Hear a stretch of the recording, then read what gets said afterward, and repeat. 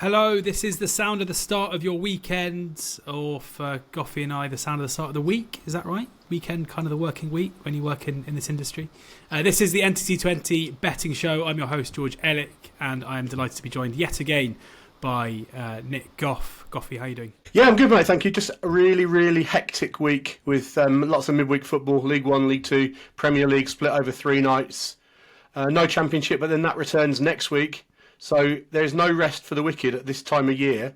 And I sort of have a love-hate relationship with that. I love being busy, but I also would love a day off and just go for a few frames of snooker with someone, or just have a little chill. But that's not. There's no chill coming. But yeah, I'm okay. Were you watching Wolves in the comfort of your sofa last night, or were you in the stands? I was told there'd be no mention of Wolves on this podcast. Sorry. Harry O'Neill coming to a championship club near you Soon. Yeah. Excited for it. So Ali's still not with us right now as he enjoys the early days and weeks of parenthood. For those of you who may have seen him singing in a karaoke bar called Lucky Voice late in the night on Monday night, that was just a brief a brief moment away from the house as we celebrated our FSA award for winning Fan Media of the Year, which was a big moment for us. So thank you to all of you listening who help make the pod what it is. We were very chuffed to win that, and it was great to hang out with my friend for a couple of hours and celebrate in the midst of what is a fairly hectic time for him. This show is sponsored by AK Bets. You can sign up to AK Bets using the link in the description. And all of the prices we'll be talking about through the show will be AK Bet prices. So make sure if you are going to follow us in, the guys at AK Bets do their best to look after the audience and the listeners, and generally look to try and match top price where they can. Although seemingly with Goffy on the pod, they're less keen to do that, which is a compliment to him and I think a bit of an insult to Ali and I, but we will move past it. Let's get into the action then. As ever, Nap next best, goal scorer and long shot, and then we'll do an under 2.54 fold at the end. Goffy, what's your Nap? First of all, congratulations on your award the other night. And secondly, you're being very humble. You haven't even mentioned how you shot it out of the park last week with Japhet Tanganga and other things. I'll do your job for you, George.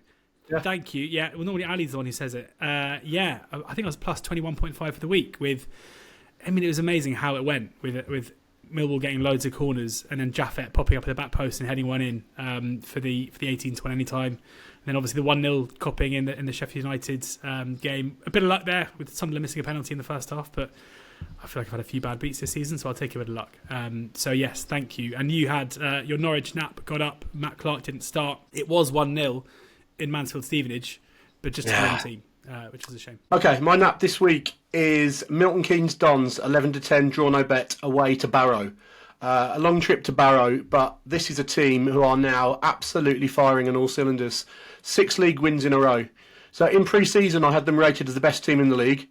They were huge favourites in the playoff semi-final last year against Crawley and managed to lose that game to the manager who they now have, Scott Lindsay, when he was at Crawley. I backed them for the title in August, and then it all got really weird, didn't it, in August and September at MK Dons.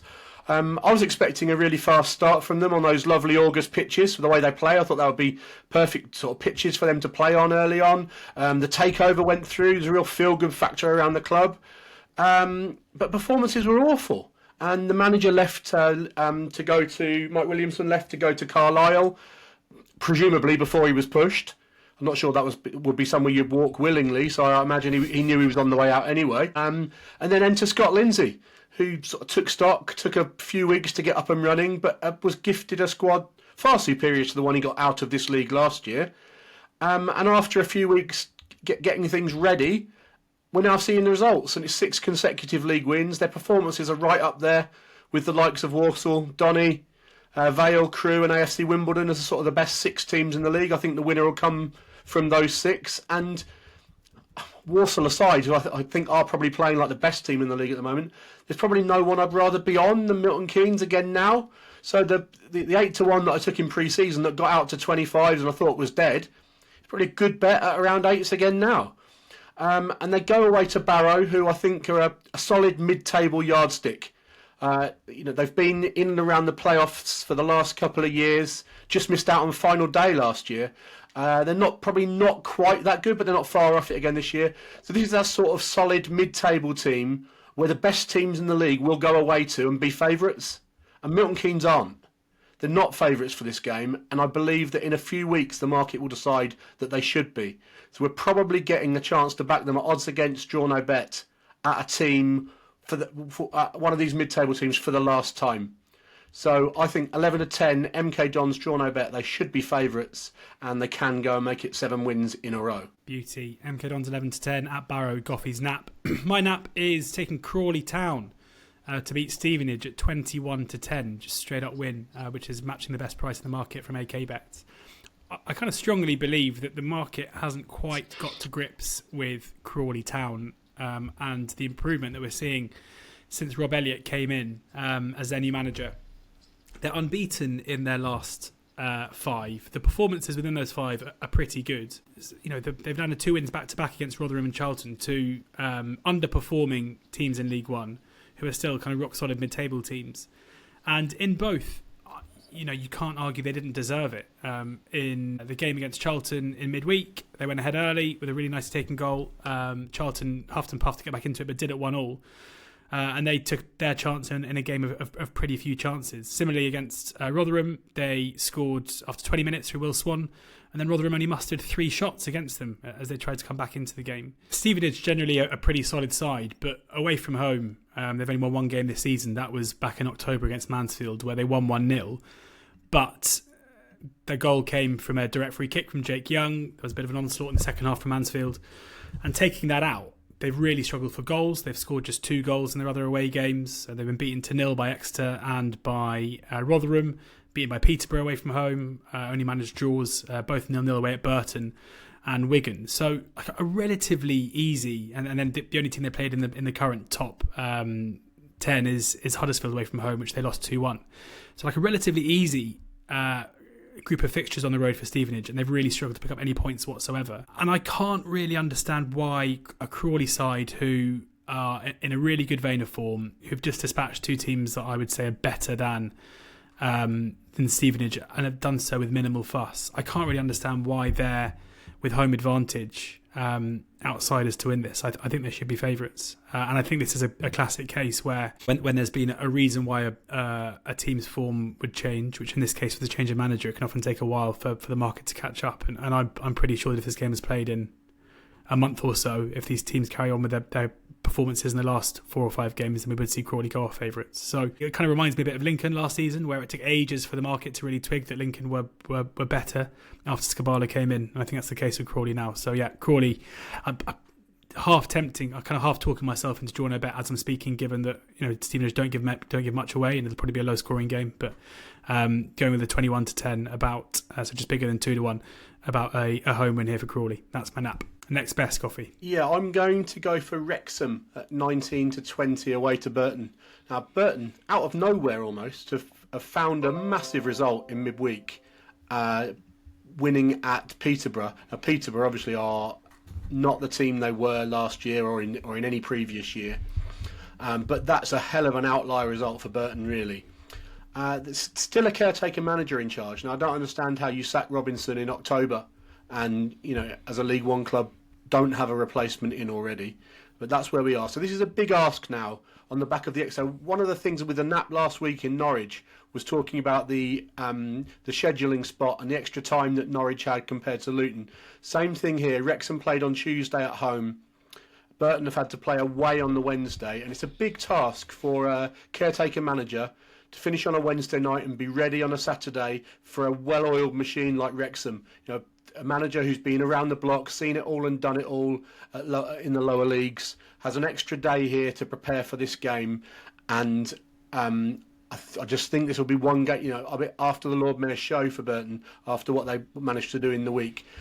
Wrexham so far, they've been away to a lot of the top clubs. They've been to Birmingham, they've been to Bolton, they've been to Stockport. 4 of their next five away games are Burton, Bristol Rovers, Crawley, Northampton. So now they start to go to the bottom 6 regularly. And Wrexham, for everything that goes on around the club of Wrexham, they're a little bit under the radar for me this season. Now they're in League One, where there are other big clubs. They're not steamrolling the league like they have done in the conference and then in League Two, and maybe that's helping them a little bit as well. They're not the only draw in the league, if you like, and maybe their numbers start to look a little underwhelming compared to how they have done. They're just in that top 6 battle, but not the best team in the league.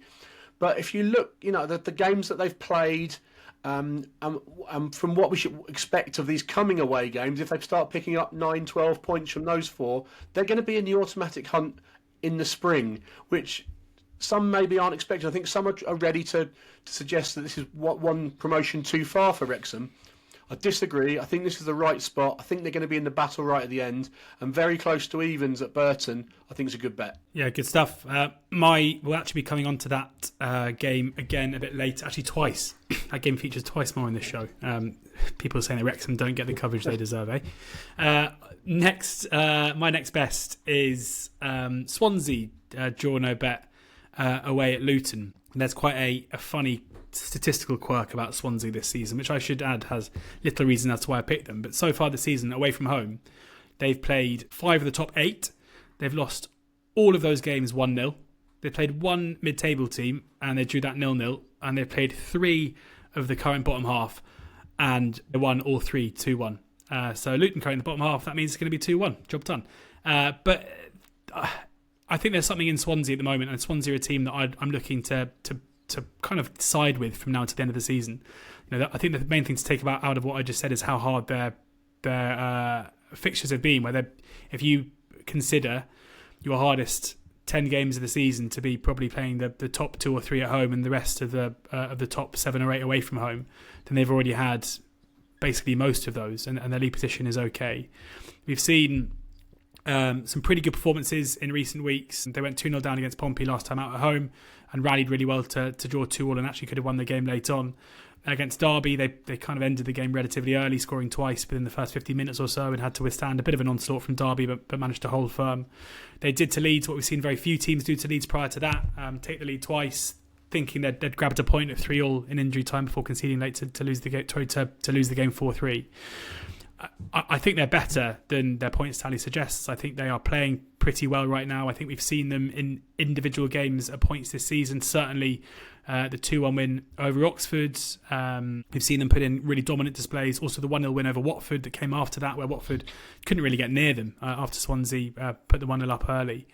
And they're up against a Luton side who are soul-searching a little bit. Rob Edwards has he came out swinging a bit after the result against Norwich. He seemed to think there were some positives within that display, and I wouldn't disagree. However, they were still undone by individual mistakes, and that's been a huge issue for them. They come here off the back of back-to-back defeats against Norwich and Leeds, conceding 7 goals in those 2 games. And these games against Swansea and Stoke are going to be so important as to whether or not Edwards can keep his job, and also to kind of show that Luton aren't relegation candidates. I'm not entirely sure they're going to be able to do it. I kind of saw some signs of life and signs of improvement in them a few weeks ago, but I do worry how much those 2 defeats on the road would have taken it out of them and halted any momentum. And as is always the case when managers are under pressure, you always feel like they're a bad start away from things really unravelling and it being put to bed. So for Swansea to be not just odds against, but significantly odds against taking the draw out when they've already won 3 games on the road against teams who are of a similar ilk to Luton, looks good to me. And I still think they're basically week on week. Luton seems to be still something baked into their price or how they're rated in terms of where their expectation was pre-season. And surely in December now we've seen enough to know that shouldn't be the case. Like none of the teams who are around Luton's points tally would host Swansea and be the price that Luton are. And I don't think there's any evidence to suggest they're any better than them. Yeah, for those who haven't already got an AK Bets account, make sure that you can use the promo code NTT100 to do so. The link is in the description, and they have an offer for you as well. If your first bet is an accumulator on football with a minimum of 4 selections, AK Bets will boost the profit gained on that initial bet by 25% in the form of a free bet up to the value of £100. Further T's and C's accessible on the website. Click the link in the description to take advantage of that sign-up offer. Maybe you could even put mine and Goffy's next bests into a nice little fourfold in order to do so. On to goal scorers now, Goffy. And I know you've been watching loads of Grimsby Town from set pieces this morning. Yeah, so last week I gave some reasoning why I was targeting a certain team at set pieces. It was Hull. We talked about some stats about Hull defending set pieces. Chose Matt Clark to score and then he got rested. So it was totally irrelevant.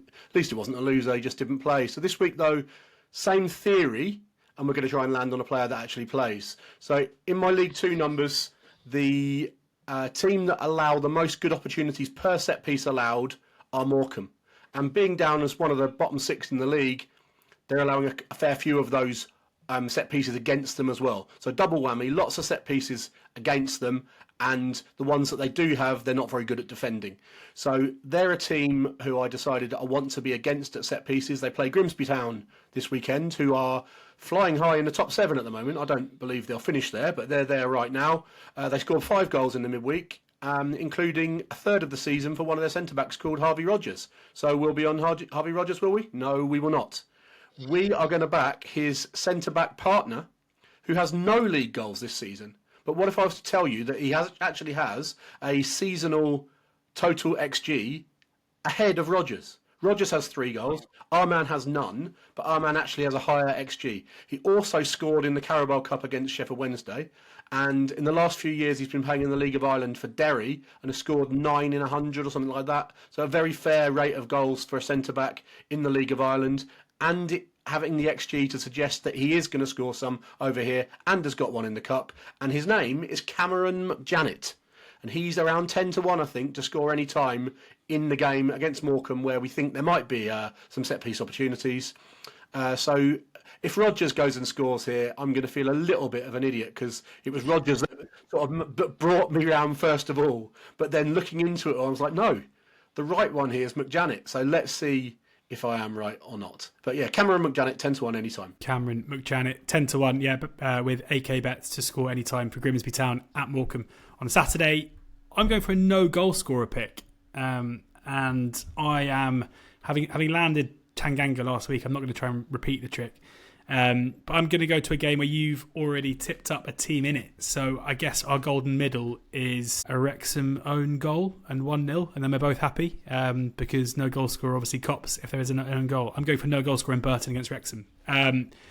This is in part because Wrexham away from home are just a very strange, very dull team who grind out results fairly consistently, but the general goal line is really, really low. If you take out their trip to Birmingham back in September, where Jack Marriott scored within 2 minutes, and they lost the game 3-1. And I think games away at Birmingham are generally ones to kind of draw a line through, given how strong Birmingham are.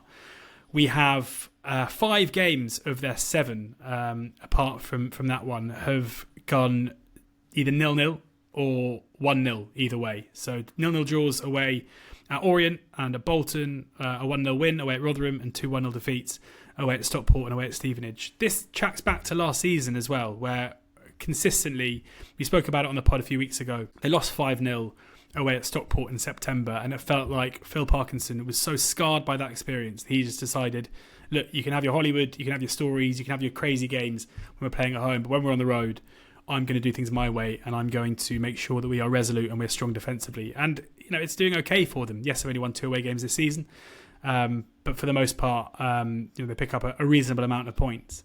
And they go to a Burton side who, as you mentioned, got a result out of nothing, out of nowhere. I'm not really one for backing 1.4 shots, but looking at the prices on yesterday's football, I was very, very surprised to see how short Burton were, albeit at like 5 to 1, 11 to 2. I couldn't really work out why. And I was made to look an absolute fool by the fact that Posh basically couldn't get near them until they were behind. Burton, not being a relentless attacking threat whatsoever, but being very, very solid and resolute. And that they win the game 1-0. They lost 1-0 last time we saw them at home against the Charlton side, where again, even though they lost the game, it wasn't the case where they were really poor. It wasn't the case that Charlton were able to cover them open consistently. And it feels like, having initially played for a look to change strategy of the football club and bring in Mark Robinson to play a certain way, and youth development and other things, the caretaker manager Tom Hounsell looks to have come in and immediately looked to change the way that Burton approach specifically the defensive side of the game and make them resolute and make them hard to beat. And frankly, if you can go to Peterborough and you can keep Peterborough quiet, as you mentioned, they're not quite as good a team as we've seen in the past, but their goal output and the amount of goals they score is still remarkable. And in Kwame Poku, they sub one of the best players in the league. If you can deal with that threat, then I see no reason why you should struggle to deal with the threat of a Wrexham side who, again, look to defend first away from home and nick goals rather than necessarily throw men forward consistently.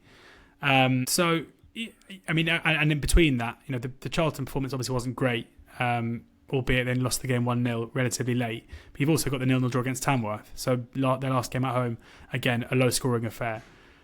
Given the Wrexham get a lot of balls in the box, an own goal probably isn't the least likely thing to happen in this game as well. But for the most part, I'm backing 0-0 and doing so via a goal scorer.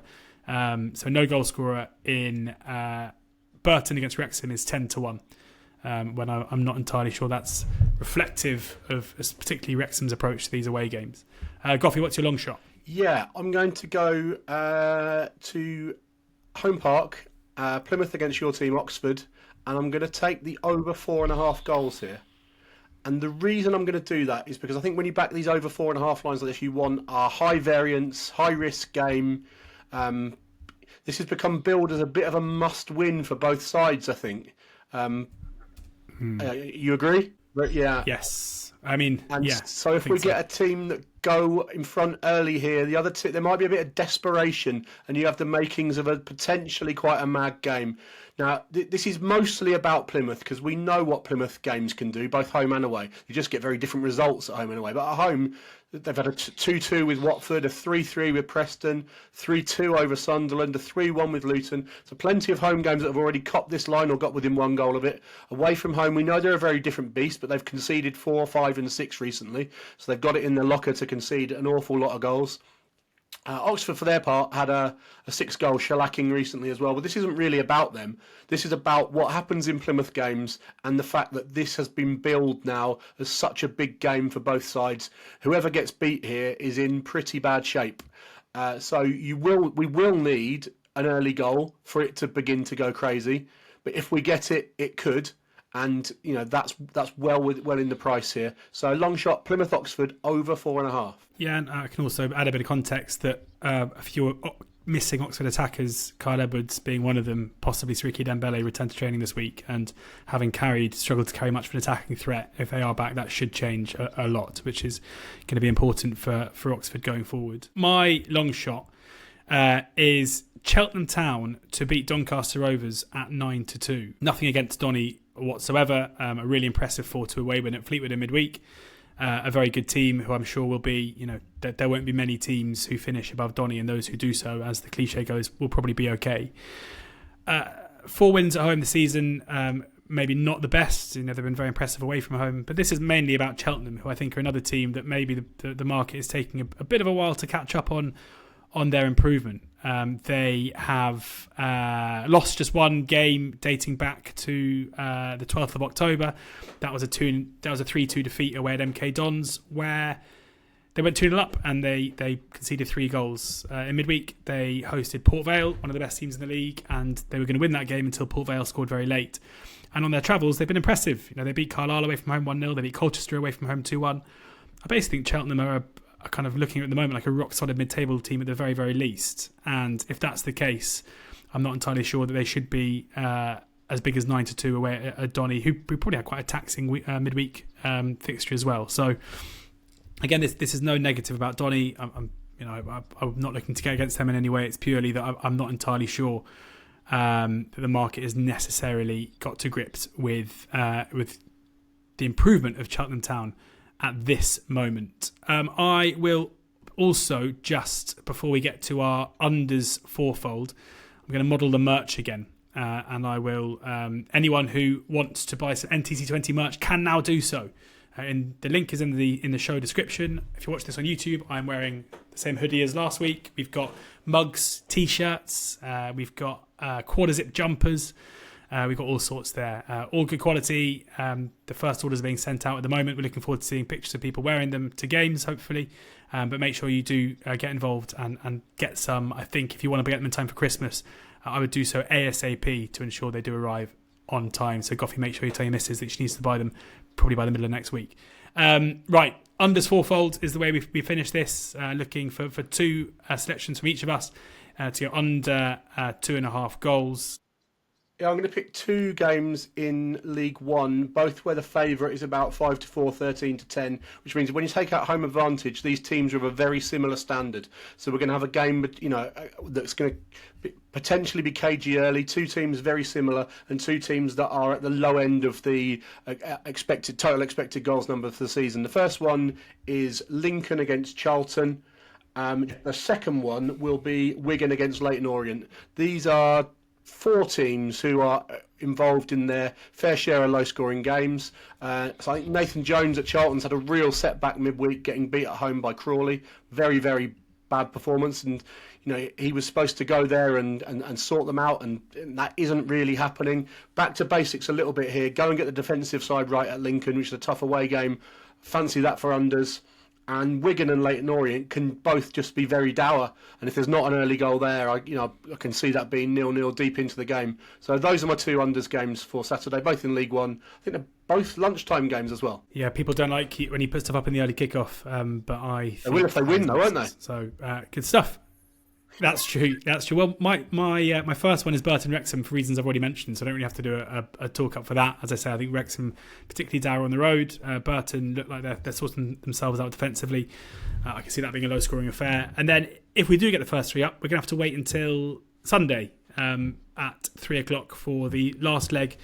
This is West Brom against Sheffield United. I mean, West Brom, again, it almost puts me off when you talk about this ridiculous West Brom situation where their home games this season have finished 0-0, 0-0, 0-1, 2-2, 0-0, 1-0, 0-0, 1-0. So every single one has copped under 2.5, apart from the 2-2 draw against Norwich, where all the goals were in the first half, and then the second half was another 0-0. So maybe hopefully we've already had the strange quirk that will mean that it doesn't happen here. And then Sheffield United, along pretty just behind Leeds and Burnley in terms of their defensive record this season, are really, really solid defensively. Maybe not quite as good away from home as they are at home in terms of their defensive output, but still really solid, really resolute.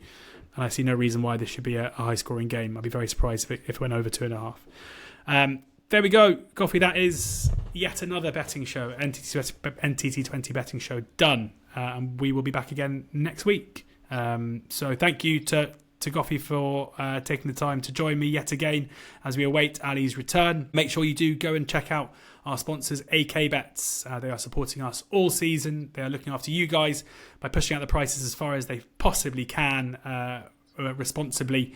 There is a new customer offer if you click in the link in the description. Would you like me to recap my selections? Shall I do your job for you again? You have. The great thing is, because you've listened to this show so much, you remember that you meant to do that. Yes, please, Nicholas. Can you recap? No problem. Sorry to jump in, but I just thought you needed a little bit of help there. So, yeah. No, it's good. It's good. The NAP is Milton Keynes Dons, 11-10 away to Barrow. The NB is Wrexham, 19-20 to win at Burton. The long shot is over 4.5, Plymouth versus Oxford. The goal scorer is Cameron McJanet of Grimsby Town, about 10-1. And the two unders selections for me are Lincoln Charlton and Wigan Leyton Orient. Yeah, good stuff. I'll finish off the unders fourfolds with Burton Wrexham and West Brom Sheffield United. I should have also said, where is Ali? We need him. The guys at AK have pushed it out to 8-1 for the unders fourfold. So that's 8-1. You can find that under specials in the football tab on site. And my selections are Crawley Town at 21-10 to beat Stevenage is my nap. Swansea 13-10. Or no bet. Away at Luton. My goal scorer bet is no goal scorer in Burton Wrexham at 10-1, and Cheltenham at 9-2 away at Donny is my long shot. Thank you very much, Coffee. Thank you very much, guys, for listening. Thank you very much to AK Bets. We'll see you again next week. Please ensure that you're gambling responsibly.